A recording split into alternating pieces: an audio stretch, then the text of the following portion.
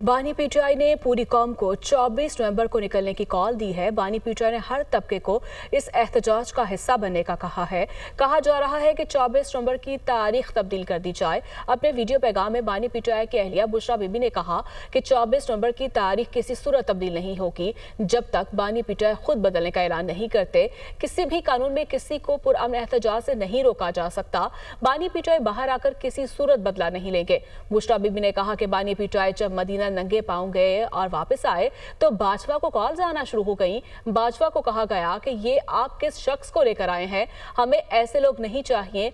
बाजवा को कहा गया हम तो मुल्क में शरीयत खत्म करने लगे हैं और आप ऐसे शख्स को लेकर आए हैं। खान ने हर तबके से ताल्लुक़ रखने वाले इंसान को इसमें शिरकत की दावत दी है। इसमें किसानों को कहा है, स्टूडेंट्स को कहा है, टीचर्स को कहा है, ह्यूमन राइट्स वालों को कहा है, रिक्शे वालों को कहा है। यानी कि खान ने कहा है कि हर तबका, हर बच्चा इस एहतजाज का हिस्सा बने तो इंशाअल्लाह कामयाबी हमारा मुकद्दर है।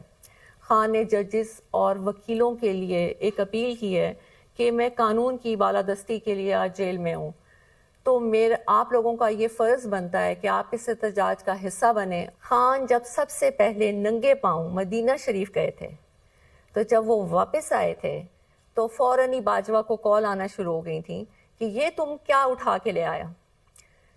हम इस मुल्क में शरीयत का निज़ाम ख़त्म करने लगे हैं और तुम शरीयत के ठेकेदारों को ले आए हो, और हमें ये नहीं चाहिए।